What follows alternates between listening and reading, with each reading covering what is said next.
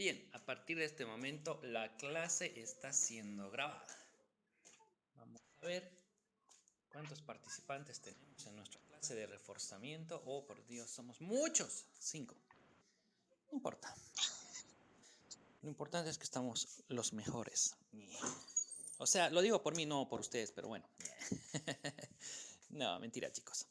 Bien. eh, Más adelantito vamos a llamar lista. Solamente vamos a tener una conexión de 40 minutos. No se preocupen, es una clase de reforzamiento.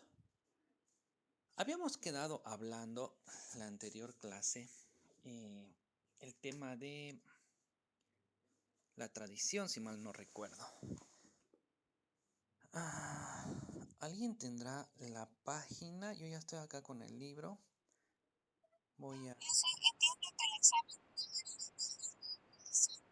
No, vamos a llegar hasta donde lleguemos hoy. Lo que podamos avanzar el viernes. ¿Ya? Y pequeños detalles, no se preocupe usted. Vamos a avanzar a lo mucho unas cuantas páginas más. Tampoco es...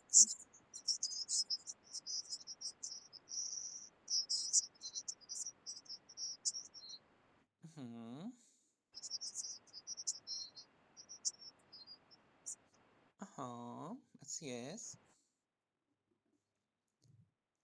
Y ahorita estábamos viendo el tema de la tradición, que es una de las formas de adquirir la posesión, ¿correcto? ¿Alguien recuerda en qué página está eso? Mientras yo voy buscando, ya estoy por llegar. Y finalmente llegué. Aquí estamos. Bien, no había subido el video de la anterior clase, nadie me dice nada, nadie me escribe. Tienen que escribirme, por favor, y si no les contesto, insistan. Pasa que manejo muchos grupos de WhatsApp, entre los de la universidad y de otros lados, y a veces se me va. Empiezo yo a revisar, hago un control, pero se pierde, ¿ya? Entonces, he revisado el anterior video, ya lo subí a plataforma y habíamos quedado en lo que es la tradición.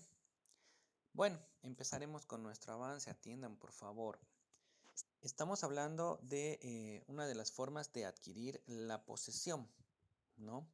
Hemos visto ya que hay formas originarias y hay formas derivadas. Hay unas que son para bienes muebles y hay otras que son para bienes inmuebles. Cuando hablamos de la tradición, supuestamente puede darse esto también en bienes muebles o también en bienes inmuebles. La tradición es el hecho de entregar, la entrega física y material del bien cuando tú haces, por ejemplo, una transferencia a título de compra-venta, donación, permuta. Pero esta tradición o traditio está más direccionada a una de las formas de entregar la posesión. No se olviden que no podemos hacer contratos de compra-venta, de posesión, sino que lo que tenemos que estar elaborando son mm, contratos de cesión de posesión, ¿no? Y a eso es a lo que denominamos un contrato de tradición. Ahora, entre los efectos jurídicos de la tradición, decíamos también que va a permitir, ¿no es cierto?, que la parte pueda beneficiarse de todos los años que ya tenía en posesión, pues la anterior persona que le está transfiriendo esa posesión. Y que esto es muy difícil y complicado tratar de demostrarlo en un proceso judicial, porque es como si yo comprara un terreno donde alguno de ustedes me está pasando la posesión con ese documento privado de tradición y cesión de posesión. Y yo no he estado ni siquiera en posesión del terreno mucho tiempo, digamos que voy a estar 1 o 2 años, y la otra persona ya estuvo 7, 8 años, o sea, estaría yo habilitado para hacer el proceso de usucapión. Pero tratar de demostrar eso ante una autoridad jurisdiccional, pues es un poco difícil, ¿no? La tradición de cosas muebles, bueno, se maneja bajo el mismo principio, ¿no? Que es la entrega material de la cosa. Hay dos partes que participan aquí, está el tradente y está el adquiriente. Habla también sobre la tradición de cosas futuras y las no individualizadas. Bueno, estos son todavía casos más extremos, donde por ejemplo estaríamos hablando de ceder alguna materia prima que se encuentra en nuestro terreno, ese polvo de ladrillo, ¿no es cierto?, que es con el cual fabrican el ladrillo, digamos que lo tienes tú en tu terreno de forma natural, y que venga alguien y decida pues adquirir esa materia prima, ¿no? También sería a raíz de la tradición. ¿Qué nos interesa de la tradición? Que es una de las formas de adquirir la posesión y que tiene un efecto jurídico de que la posesión del tradente va a pasar a la favor del adquirente. Bien, transmisibilidad del derecho posesorio, ya hemos visto también que se puede dar a título de sucesión, a título de herencia, ¿no? Ya lo habíamos analizado más arriba, esto es reiterativo del libro. Habla de la tradición a título universal, ¿no? Donde habían algunos efectos jurídicos referente al poseedor de buena fe y al poseedor de mala fe. En la sucesión a título universal, pues se hereda, ¿no es cierto? Se hereda esa posesión del causante. En la sucesión a título singular, pues no importa qué tipo de poseedor era el causante, el de cuyos, aquí lo que interesa es qué credibilidad tienes tú como beneficiario, como heredero, vas a ser el poseedor de lo que tú creas, ¿no? Si tú crees que eres de buena fe, pues de buena fe, y si no, de mala fe. No importa la que haya tenido el, eh, el de cuyos, el causante, la persona que ha dejado de existir. La intervención del título. Salvo prueba en contrario, se presume que la posesión se conserva el mismo carácter con la que fue adquirida. Nadie puede cambiar por sí mismo ni por el transcurso del tiempo la causa y las cualidades de los vicios de su posesión. El que comenzó a poseer por sí mismo y como propietario de la cosa continúa poseyendo como tal, mientras no se haya comenzado a poseer por otro. El que ha comenzado a poseer por otro se presume que continúa poseyendo por el mismo título mientras no se pruebe lo contrario. Bueno, hay que resaltar aquí una figura muy interesante que sería la de, por ejemplo, resaltaría aquí una figura referente a que no puedes tú cambiar tu condición, ¿no? A no ser que exista algún documento que pueda acreditar. ¿Alguien sí puede dar lectura, por favor, al artículo 97 del Código Civil? ¿Cuánto tiene de aquí? 104 la cama de allá y allá. Ya sé que está, pero esto cuánto mide. No sé. Voy a medir la de 2010. Bien, ¿alguien por favor encontró el artículo 97 del Código Civil?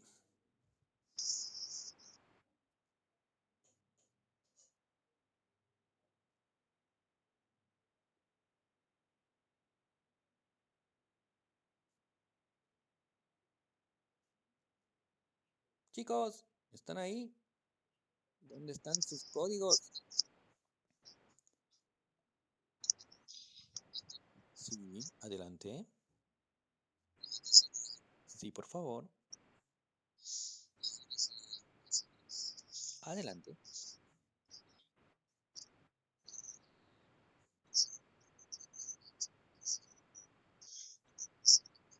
Alto ahí.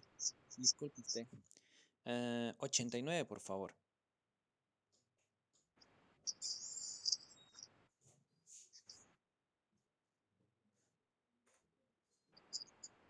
Ese mismo. Sí, por favor.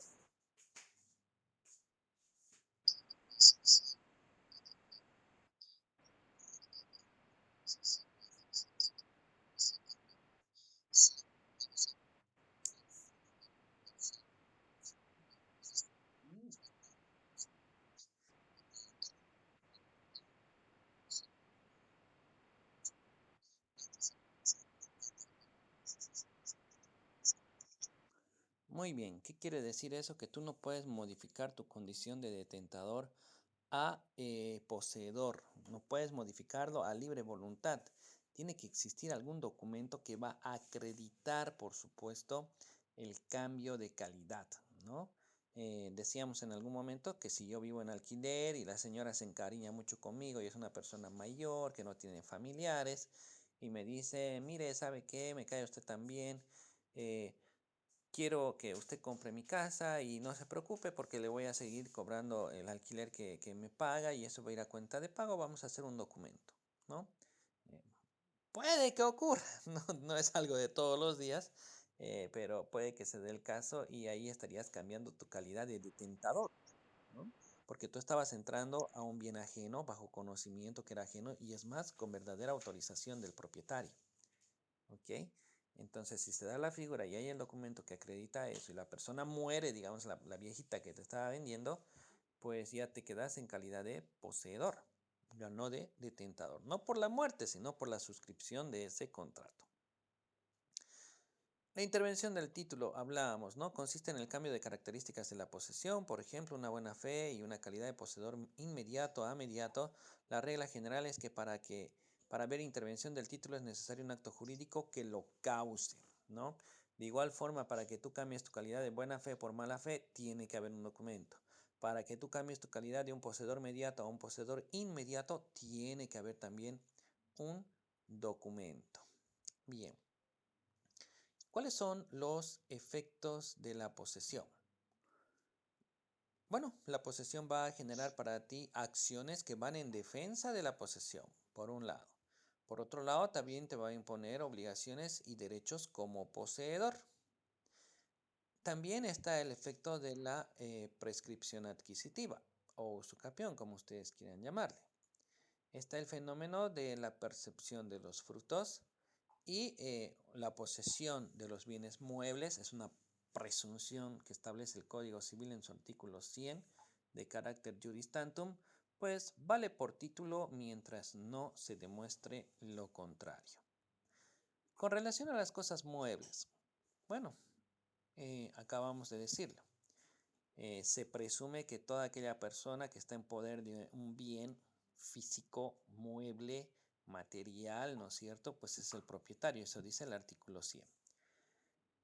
Si es que es otro el propietario, este tendrá que demostrar, pues, ¿no? Con documentación de que es el verdadero propietario de esa otra persona. Asimismo, habrá que tener mucho cuidado de no haber adquirido el bien sabiendo que era robado. Ya saben que eso constituye el delito de receptación. Por otro lado, también, si es que la persona hubiese adquirido de buena fe ese bien mueble, pues si aparece el verdadero propietario pretendiendo la reivindicación, tiene que reembolsar los gastos en los que ha incurrido, ya que de buena fe ha decidido adquirir esa tercera persona, ¿no? ¿Qué pasa con la percepción de frutos? Esto es sencillo, no vayan a creer que es algo complicado como está aquí en el texto bastante extenso. Tiene que ver con la clase de poseedor que tú eres. Si yo soy un poseedor de buena fe, tengo derecho a quedarme, a hacer para mí todos los frutos que vaya a producir ese bien, sean frutos naturales, sean frutos civiles, ¿no? Y tengo la obligación de devolver eso si aparece el propietario. Bueno, no se olviden que yo me creía propietario, entonces yo he actuado de buena fe, pero si alguien presenta una demanda alegando ser el titular y tratando de hacer la reivindicación del bien, a partir del momento en que yo he sido citado con esa demanda, tengo la obligación de realizar pues la devolución de todos los frutos que vaya a percibir, ¿no? Pero eso es a partir de la citación. Ahora, si yo soy un poseedor de mala fe, se supone que tengo la obligación de resarcir, de devolver, de entregar todos los frutos que haya podido generar ese bien desde el primer momento, desde el primer día en que yo entré en posesión del bien, ¿no? Eh, claro, esto generalmente no se ve mucho en los procesos judiciales, ¿no? Generalmente en las demandas, el propietario está tan asustado o el abogado se concentra solamente en el hecho de la acción de reivindicación, lograr la recuperación del bien y que esté bajo la tuición del verdadero titular. Ahora, ¿qué pasa del otro lado? El poseedor, por su lado, está pues preocupado igual por un lado, el de consolidar todas las mejoras que ha realizado para sí y lograr la usucapión, la prescripción adquisitiva. Entonces todo el mundo se olvida de los frutos y nadie molesta, nadie aprovecha ese elemento. Esto debería ser aprovechado por el abogado de la parte del propietario, ¿no? demandar la reivindicación uno más la devolución y la indemnización de todos los frutos civiles y naturales que ha recibido o ha percibido del bien.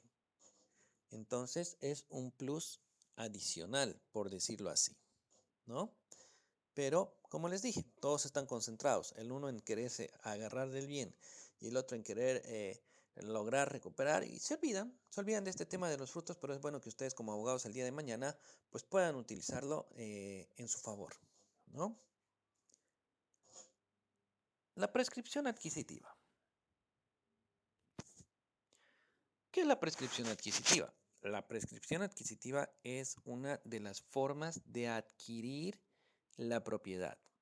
Es una de las formas de dar, de generar un nuevo derecho propietario. Por supuesto que esto es pues por el transcurso del tiempo, ¿no? Si bien hemos dicho que el derecho de propiedad es a perpetuidad, eh, pues tiene ahí su excepción, ¿no? Si bien ha estado ahí abandonado sin presentar ninguna utilidad, ni cumplir la función social ni económica social, hay una dejadez, hay un abandono y aparece otra persona que se encuentra en posesión de él, pues va a tener derecho a poder hacer la usucapión, ¿no? ¿Qué son las acciones posesorias? El hecho de que tú seas poseedor no significa que no tengas derecho a pedir la protección de algo que tenga que ver con tu terreno, por más poseedor que seas. O sea, imagínense, digamos que que tengo un terreno yo en posesión y mi vecino que sabe que yo no tengo papeles o que soy un simple poseedor va a querer menoscabar mi derecho, va a tratar de ser abusivo contra mí, ¿no? Entonces, la ley dice, bien, si bien tú no tienes el derecho propietario, no te vamos a dejar desamparado. Vamos a proteger esa posesión que tú tienes. Así que no te preocupes, te vamos a dar, te vamos a dotar de estas acciones que van en defensa de la posesión, ¿no? ¿Con qué finalidad? De que pueda pues, la ley proteger, reconocer esa situación, ya que la posesión es muy, pero muy importante para el derecho. La norma reconoce pues acciones que van en defensa de la posesión, tanto acciones de hecho como acciones de derecho. Obligaciones y derechos inherentes a a la posesión. Se supone que el poseedor cuenta pues con las mismas obligaciones, cargas y gravámenes que cualquier otro propietario, ¿no? Porque se supone que él se cree propietario del bien. Entonces son aquellas obligaciones atinentes a cualquier otra persona que esté ejerciendo un derecho de dominio sobre algún bien. Por supuesto que tiene otro tipo de obligaciones también, como por ejemplo, debe exhibirlas al juez de la forma que establece la legislación procesal. No vayan a pensar que los jueces van por ahí diciendo, a ver, usted es poseedor, sí, a ver, muéstrame. No va en ese sentido, ¿no? La exhibición se va a pedir cuando tú estés intentando el proceso de usucapión. Generalmente tú presentas tu demanda y lo primero que hace el juez es fijar día y hora de inspección judicial. Es que para que el proceso no sea estéril, no sea en vano, no sea inútil, ¿no? Primero nos vamos a excepcionar de que la persona sí, verdaderamente está en posesión del bien. De qué superficie tiene, qué construcciones y mejoras hay y que esté pues en verdadera posesión del bien, ¿no? Si no, ¿para qué vamos a hacer este proceso? Por eso se dice que el poseedor tiene la obligación de mostrar, de exhibir mediante una inspección judicial, ¿no? Son derechos inherentes a la posesión de cosas inmuebles, pues las servidumbres activas. De repente yo necesito un pedazo de tierra de mi vecino para que pueda yo transitar, ingresar, salir, sacar productos, someter a mi bien inmueble, o sea, para que mi bien inmueble pues pueda tener una utilidad, ¿no? Ese sería el caso cuando nos encontramos ante una propiedad enclavada.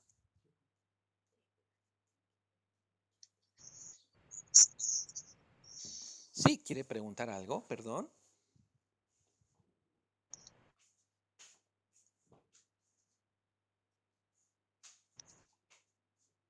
Chicos. Repito el tema de la servidumbre. El hecho de que yo me encuentre en posesión de un terreno y ese terreno, quién sabe, necesita un acceso, una vía porque está bajo la figura de una propiedad enclavada, que es una propiedad enclavada, es aquella que no tiene acceso a la vía pública. Un terreno que esté así encerrado, pues no cumple ninguna función ni utilidad, queda total y completamente estéril, ¿no? Entonces, hay una obligación de que el vecino te dé un espacio para que tú puedas transitar, ¿no? Un espacio que va de acuerdo a la naturaleza jurídica de tu bien.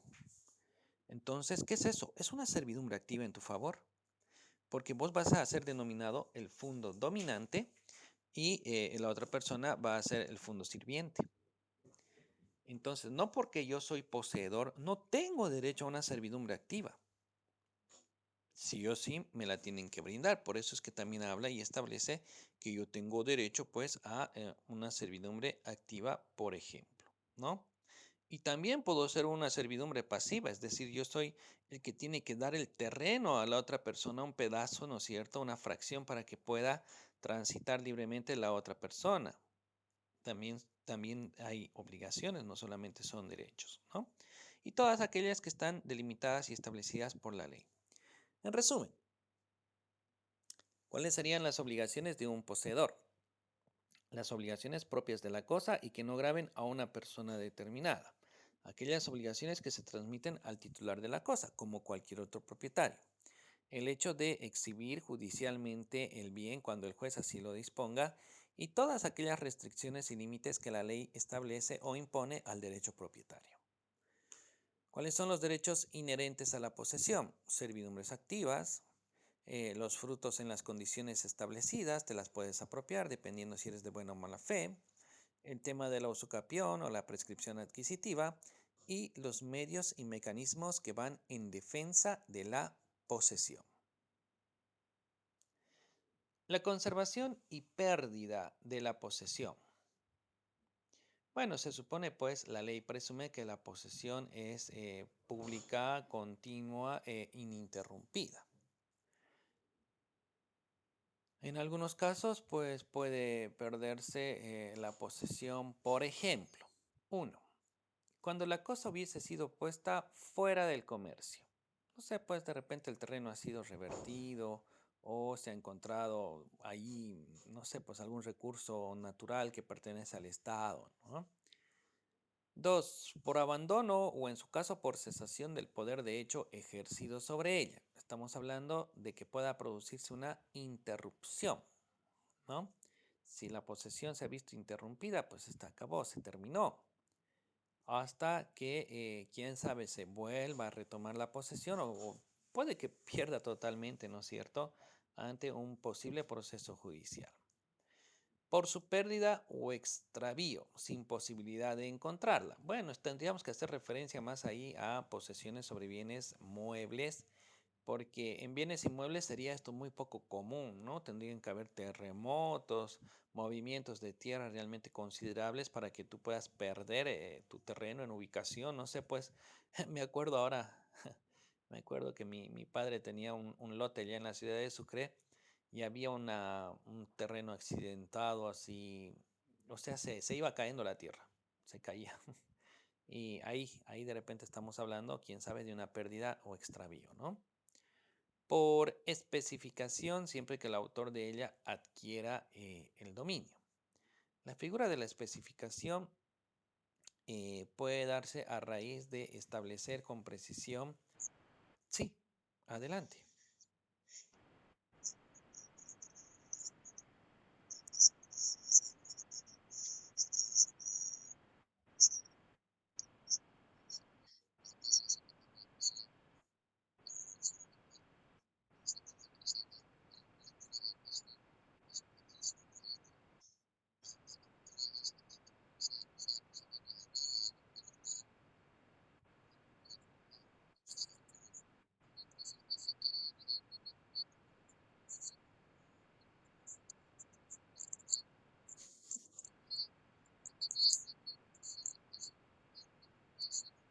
Bueno, la primera pregunta, sí estamos grabando la clase. La segunda pregunta, dependerá el caso, ¿no? A veces, contestando la tercera igual, que es una afirmación, en realidad hay una respuesta a su compañero. En algunos casos sí se había autorizado la construcción, la urbanización de esos terrenos, ¿no? Pero ustedes saben que la ciudad de La Paz es una ollita, ¿no es cierto? Y prácticamente cuando hay muchas lluvias, pues los terrenos se ponen inestables. En caso de que no hayan estado regularizadas, pues no hay ningún problema, se perdió y se perdió nomás. En caso de que hayan estado o contaban con un registro y delimitación y demás, bueno, la Tierra evidentemente se ha caído, se ha deslizado, pero si todavía puedes ubicarlo satelitalmente en base a las coordenadas y demás, y además que la alcaldía autorice, ¿no es cierto?, el retorno a sus propiedades, pues ahí va a estar, ahí va a estar. Puede que esté en pleno peñasco, como quien dice, o puede que, quién sabe, ya haya habido se produzcan otros deslizamientos y finalmente ya quede todo abajo, ¿no? Eh, no se olviden que el principio dice que el derecho propietario o el bien desaparece para su propietario. Entonces hay que tener cierto cuidado con esas figuras, ¿no? Puede que haya un deslizamiento, puede que exista un movimiento, pero después de que ya ocurre todo ese movimiento telúrico, después de que ya hay una estabilidad en el terreno, ¿por qué no? Podrías intentar recuperar tu derecho propietario, ¿no? Porque técnicamente, físicamente, el espacio está ahí, ¿no? Puede que la construcción se haya destruido, pero el terreno está ahí, ¿no? Bien. La figura de la especificación, yo la he buscado, no he encontrado muchos datos referente a qué es una especificación, pero pareciera algo así como tipo de una producto de una mensura y un deslinde que trata de establecer pues los límites de un determinado terreno, ¿no? Entonces, esa la dejamos ahí, en paréntesis. Por desposesión, sea por poseedor mediato o el inmediato, cuando transcurriere más de un año sin que ejerzan ningún proceso judicial para recuperarla. En los interdictos, que son los mecanismos judiciales para buscar la defensa pues, de la posesión que tú tienes, en caso de que tú pierdas la posesión o estés sufriendo de actos de violencia, perturbación, enervación de la misma, pues tenemos ahí otro interdicto que se llama el de conservar o mantener la posesión. Tienes un año para poder plantear la acción judicial. De lo contrario, tu derecho ha caducado, ¿no? El principio básico dice, la conservación de la posesión es la siguiente. La posesión que se conserva no se pierde y la que no se conserva, pues simple y sencillamente se pierde. Vamos con la unidad 3. Protección jurídica de la posesión, del derecho de propiedad, garantías del derecho de propiedad. ¿Cuál es la protección jurídica de la posesión? Ahí me gustaría que modifiquen un poquito los subtítulos que están ahí, ¿no? Porque unas dicen acciones posesorias y las otras dicen la defensa extrajudicial. No es que esté mal, técnicamente está bien, ¿no? Pero a mí me gustaría más que en la de arriba diga acciones de derecho y abajo que diga acciones de hecho, ¿no? Pero bien, por lo demás, pequeña observación que hago. ¿Cuáles son las acciones posesorias?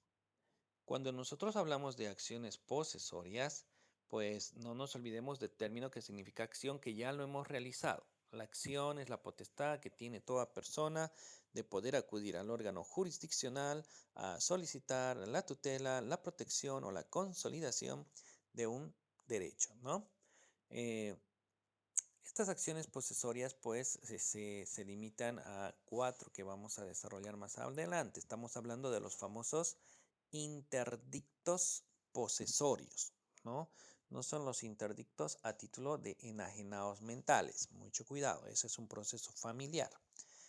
Y la defensa extrajudicial o las acciones de hecho constituye pues el hecho de hacer una defensa material por tus propias manos, pero por supuesto hasta donde la ley establece ciertos límites, ¿no? Ahí podrían dar lectura si alguien colabora con el artículo 1282 Código Civil. ¿Quién va a leer, por favor?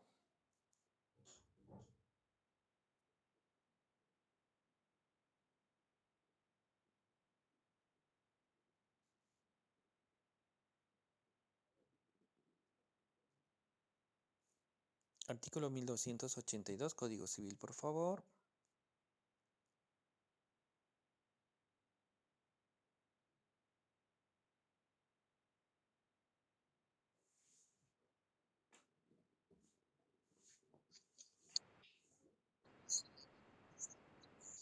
Adelante.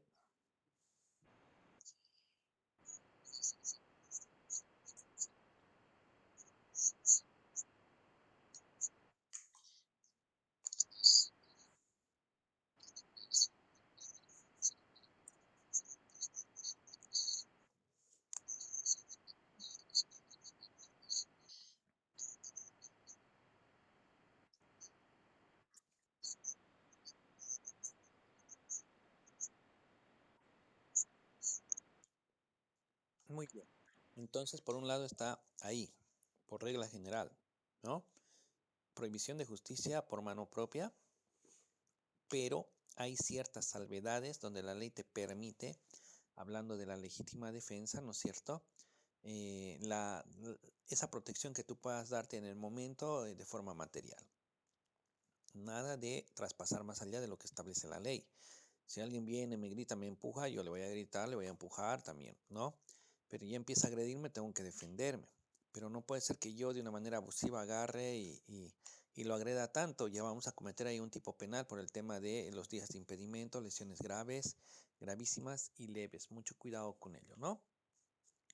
Muy bien, muchas gracias. El título y derecho a la posesión. Bueno, si tú tienes un título de derecho propietario, pues está muy bien. Se supone que tienes derecho a la posesión del bien, ¿no? Pero si tú no estás ejerciendo esa posesión de inicio, te vas a encontrar pues con que posiblemente otra persona ya está en posesión de tu bien. Y tú por más dueño, por más propietario, por más titular, impuestos que pagues, que hayas dado el bien en garantía, eh, por más ejercicio que hayas realizado sin estar en el poder físico del bien y por más título que tengas, no puedes ir y sacar a la persona porque eres dueño. No, eso sería pues una acción de justicia por mano propia y no corresponde porque la ley lo prohíbe. Lamentablemente vas a tener que acudir, ¿no es cierto?, a una vía de derecho. Tendrás que promover un proceso judicial para lograr recuperar ese bien inmueble. No hay justicia por mano propia, sino de carácter excepcional. Eso quiere decir que la persona lamentablemente va a tener que promover una acción de reivindicación. Ustedes lo verán injusto, tal vez. ¿Cómo es posible que alguien sin hacer nada se entra en mi terreno y porque yo me descuidé un poco y si yo quiero sacarlo así como se entró, yo quiero sacarlo así, empujándolo o a la fuerza? No. O arreglas amistosa y amigablemente o le haces un proceso judicial, así de simple y sencillo. Condiciones requeridas para el ejercicio de las acciones posesorias. Bueno, estamos hablando aquí, si quieren pueden corregirlo un poquito, de cuáles son los requisitos de la posesión. Más abajo igual está. La posesión tiene que ser pública, pacífica e ininterrumpida. Pública bajo el entendido de que no puede existir una posesión en clandestinidad. Aquí dice inequívoca. Bueno, se supone que tienen que ser esos actos que denotan siempre la posesión o la propiedad o el ejercicio de dominio que pretende sobre el bien. ¿Quiénes pueden, más abajo vemos los requisitos, no se preocupen, quiénes pueden promover la acción, ¿no es cierto? Las acciones posesorias. Bueno, si son varios coposeedores, o sea, más de un solo poseedor, cualquiera de ellos puede hacer ejercicio de esas facultades que la ley brinda. ¿Contra quiénes vas a ejercer? Bueno, supuestamente la vas a ejercer contra cualquier otro que esté perturbando tu derecho o tu ejercicio o inclusive contra aquel propietario que está haciendo uso de una acción de hecho y no así de una acción de derecho. Las acciones posesorias también pueden ir contra otros poseedores que estén tratando, ¿no es cierto?, de lograr obtener la posesión del mismo. Decíamos, ¿contra quién va? Va a ir seguramente contra el que usurpa, contra el que perturba o contra el que se cree que es el propietario. El juicio petitorio. Generalmente en este tipo de procesos que van en defensa de la posesión, vamos a obtener una sentencia, entre comillas, porque a veces son autos definitivos, donde no van a dejar claro todavía la existencia de un derecho. Son procesos extraordinarios, de acuerdo al artículo 269 y 270 del Código Procesal Civil, ¿no? lo que quiere decir que este tipo de procesos son de menor jerarquía y donde solamente se dilucida situaciones de hecho, no de derecho. Eso quiere decir que si un poseedor tiene éxito en un proceso ¿qué les digo? En un interdicto, ya sea recuperar la posesión u obra nueva perjudicial, pues eso no es definitivo, ¿no? No es definitivo porque solamente es restablecer una situación de hecho. Y el propietario más adelante puede iniciar un proceso ordinario mediante el cual ahí pues se va a poner realmente a discusión el derecho propietario versus la posible prescripción adquisitiva del bien, ¿no? Bien, ¿cuáles son esas acciones que van en defensa de la posesión? Tenemos 4. Corrijan ahí en el libro porque dice dominio, no es dominio, es posesión. Número 1, adquirir la posesión. Número 2, recobrar la posesión. Número 3, retener o mantener o conservar, como ustedes quieran, la posesión. Y por último está el impedir la obra nueva perjudicial o el daño temido. El interdicto de adquirir la posesión ha sido muy cuestionado, ¿no es cierto?, por algunos autores, toda vez que estamos hablando de una persona que no está en posesión del bien. ¿Y cómo es posible que este interdicto sea llamado interdicto? Porque el interdicto va en defensa de la posesión. Entonces es un poco contraproducente que exista un interdicto que va en defensa de la posesión, siendo que tú no tienes la posesión del bien. ¿Dónde se usaba este interdicto de adquirir la posesión?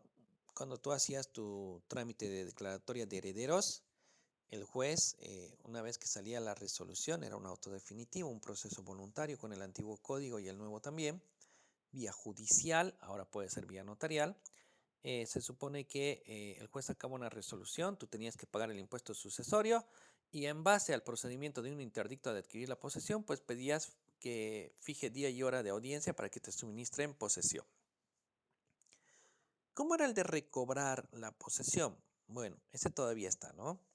Digamos que yo soy poseedor, aparece el propietario y me vota de forma violenta, ¿no? Con sus propias manos, hace justicia por mano propia.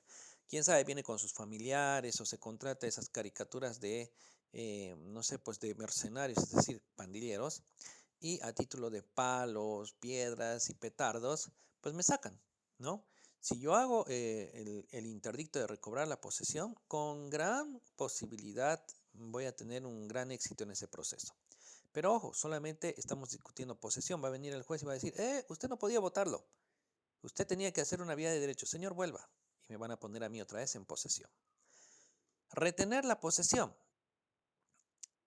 Es en el caso de que haya venido el propietario y no haya logrado sacarme, ¿no? Pero él sigue perturbando, sigue enervando, constantemente me amenazan, tengo algunos enfrentamientos, qué sé yo. Pero yo estoy aguantando estoicamente ahí, en posesión del bien. Como no puedo vivir así todo el tiempo, voy a plantear pues un interdicto de retener o conservar la posesión. La obra nueva perjudicial o el daño temido, esto no es que esté en peligro mi posesión.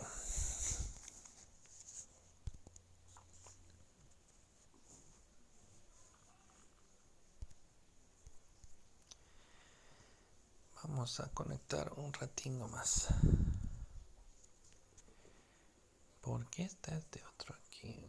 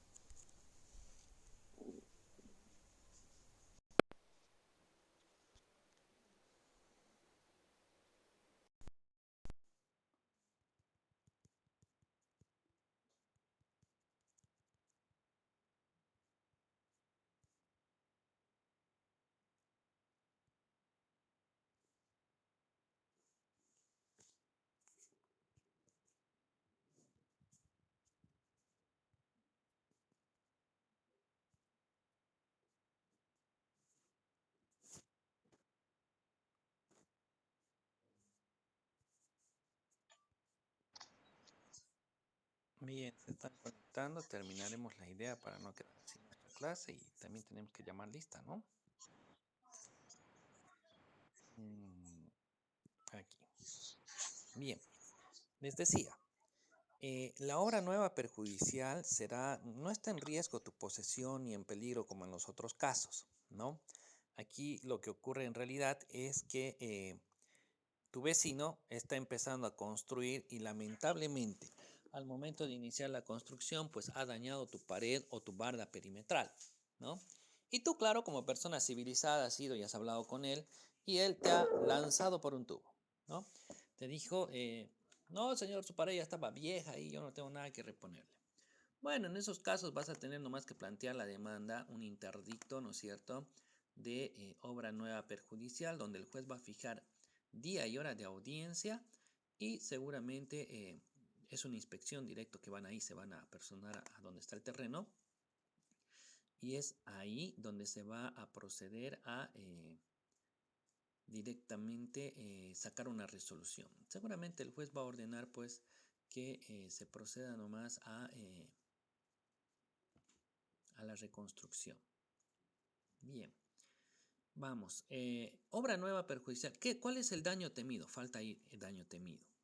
Es obra nueva perjudicial y daño temido. El daño temido es cuando estás ante una construcción que amenaza con derrumbarse o amenaza con causar algún daño a tu propiedad, ¿no? Ya hemos dicho que no interesa que tú no seas el propietario, que la ley no por eso no te va a proteger, ¿no? La ley igual te va a proteger. Oh, por Dios, no estoy encontrando la lista aquí. Esperen un segundingo, por favor. Tenemos que llamar a asistencia. Ayer estábamos en sábado A. Tipo 4. Derecho procesal civil. Presencial todavía. Ahora sí, distancia. Es que mi computadora se enciende. Ayer era 16. Sí, está todo bien. Atiendan a la lista, por favor.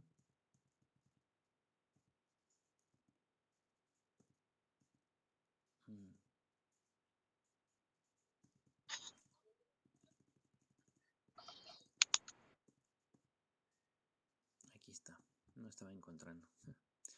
Bien, hoy estamos en 17. Es nuestra clase de reforzamiento. Dayana Inés Arancibia. Aquí dice presente. Muy bien. Jimena Marcela Benavides. Presente, Ok. Abril Alexia Bustios. presente, dice. Ya. Jorge Arturo Carvajal. No está. Roberto Castro Avendaño. Presente, dice. Anotado. Jocelyn Mames. Presente, dice. Ok. Asunta Teresa Paredes. No está.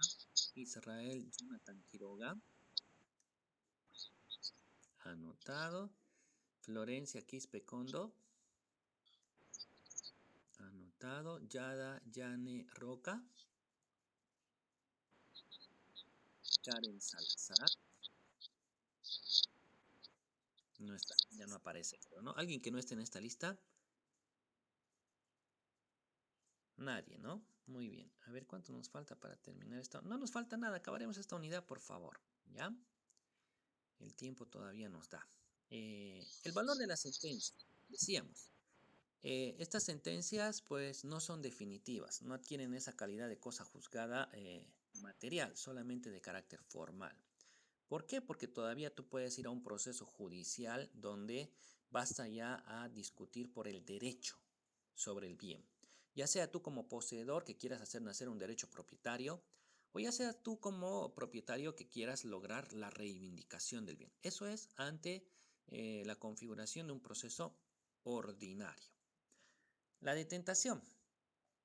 ¿Qué es la detentación? La detentación se parece bastante a la usucapión, ¿no? Estamos hablando igual de aquel poder físico que ejerce una persona sobre un determinado bien, pero aquí tenemos grandes diferencias. Para empezar, él ejerce un poder físico sobre un bien ajeno. Él sabe y conoce que el bien es ajeno. Y es más, ha entrado en poder de ese bien con la autorización o bajo la autorización del verdadero propietario. El detentador solamente cuenta con el corpus, no es como la posesión. El poseedor tiene el corpus y el animus. Este solamente tiene el corpus que recae sobre el bien. Por lo tanto, el detentador puede estar 5, 10, 15, 20, 30, 50, 1000 años y para él la prescripción no opera, ¿no? ¿Quién es un detentador? Un inquilino o arrendatario, como quieran llamarle. Un detentador puede ser también un anticresista. Un detentador también puede ser un usufructuario, alguien que tiene un usufructo constituido. Un detentador puede ser también un comodatario, aquel que pones ahí como casero para que te cuide, ¿no es cierto? Y también el tolerado que está ahí en el artículo 90 del Código Civil. Ustedes, los que son jóvenes y viven con sus padres, pero son mayores de edad, son, ¿qué cosa? Tolerados, ¿no? Todos en algún momento estamos de tolerados. La idea es independizarse, ¿no? No siempre se puede, pero hay que luchar. Tenemos aquí algunas nociones que nos da el Código Civil, el artículo 87. Es muy interesante porque dice, una persona posee por sí misma o por medio de otra que la tiene la detentación del bien. Decíamos, si yo vivo en una casa y tengo otra que doy en alquiler, yo soy el que tiene la posesión, no mi inquilino. ¿Por qué? Porque mi inquilino es un detentador. Entonces, yo tengo la posesión mediante mi detentador. Esto contradice un poquito eso de la posesión mediata y la posesión inmediata, ¿no? La inmediata la tendría el inquilino, pero ya sabemos que al final no es un poseedor, entonces no puede llamarse posesión. Contradice un poco esa figura. La detentación se lleva a cabo bajo el conocimiento del propietario, ¿no? Por supuesto que tienes ese poder físico, pero no eres el propietario, eres solamente un detentador. La posesión surge siempre de una situación jurídica, por lo tanto, el detentador reconoce el derecho real del propietario. Él sabe que está entrando en poder de un bien que es ajeno. Diferencias. Por su origen. La posesión nace como un poder de hecho y la detentación nace como un poder de derecho, ¿no? Suscripción de un contrato, sea verbal, sea escrito, autorización del propietario.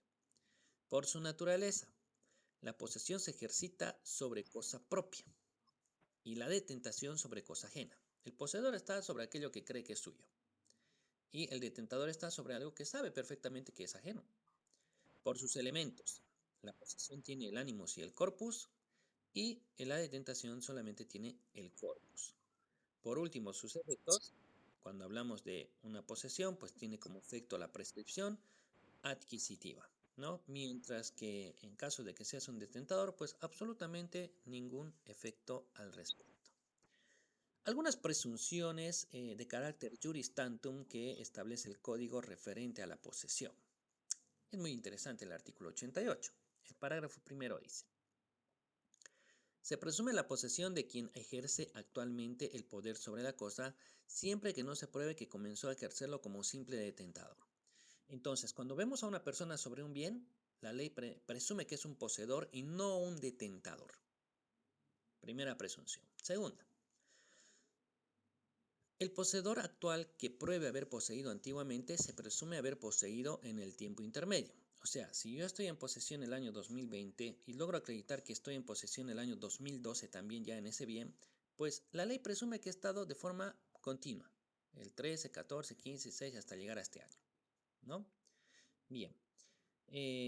La tercera, la posesión actual no hace presumir la posesión anterior, pero si hay título que fundamente la posesión, se presume que se ha poseído en forma continua desde la fecha del título. No porque yo esté en posesión hoy, dice, se considera que he estado en posesión anteriormente.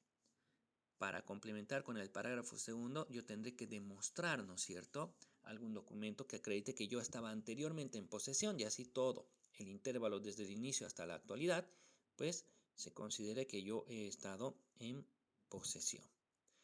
Muy bien, con eso hemos terminado la unidad 3. Nuestro examen sería la próxima clase, en el horario de clase. Nadie me ha manifestado algún impedimento con su cámara. Ya saben cómo tiene que ser la posición de la cámara. Tienen que estar todos listos con su hoja, su bolígrafo, escribir con letra legible. Yo hago la pregunta, cronometramos respuesta, paso a la siguiente pregunta. Tengo que ver 3 puntos, 2 brazos sobre la mesa y sus ojos. O sea que estamos hablando de una cámara de presentación de noticias, ¿ok? ¿Dudas, preguntas, interrogantes? ¿Qué va a estar difícil? 3 unidades. Está facilín. Así que es nomás de ponerse a estudiar. No, pero por favor, ¿cómo se van a quejar de eso? Vamos, chicos, es solamente cuestión de leer. Además que estamos en tiempo de cuarentena y tenemos mucho tiempo para hacer nada. Adelante. Sí.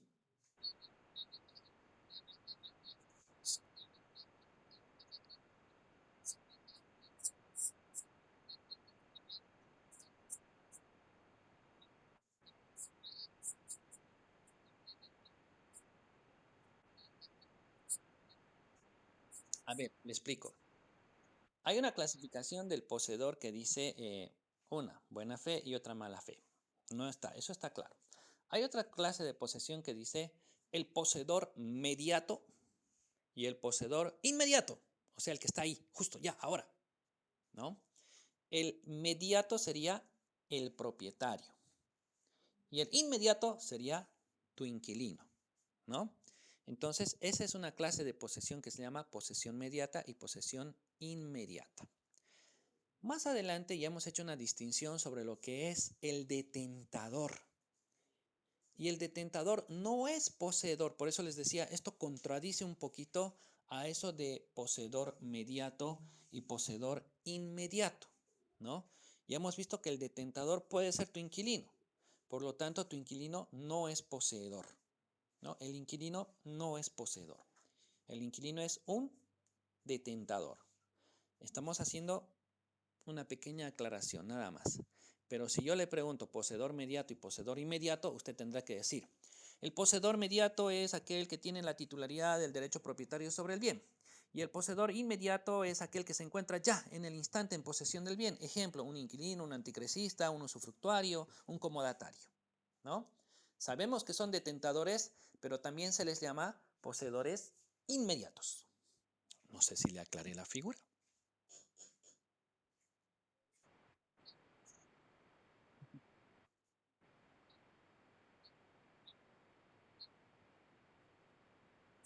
Ya.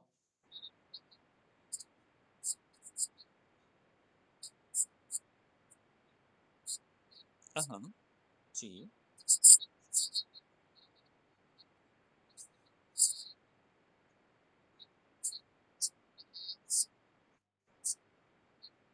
Usted sería una poseedora, nada más, una poseedora y punto. No tenemos por qué decir inmediato porque usted es una poseedora. Ahora, si usted tiene otros bienes, ¿no es cierto? Y también sin papeles, no puede vivir en todos al mismo tiempo. Puede que ponga a una persona que se lo cuide.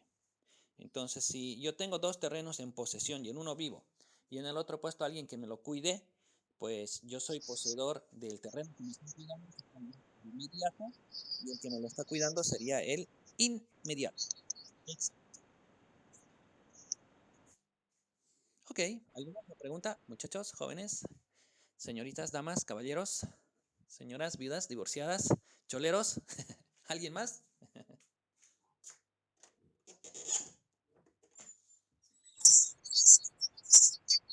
Adelante.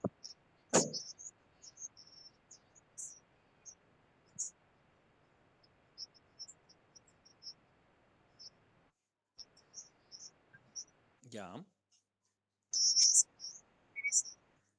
Eh, Tendría que entrar usted a plataforma e intentar participar y si está cerrado, pues ya no puede. Ok, me avisa. Puedo intentar enviar en plataforma. ¿Ya? ¿Alguna otra pregunta? No, nada. Bien, chicos, voy a subir esta grabación en unos momentos más a plataforma por si quieren hacer la revisión de nuestra clase de reforzamiento. Nos vemos la próxima clase. No se olviden que tienen examen, solamente 3 unidades.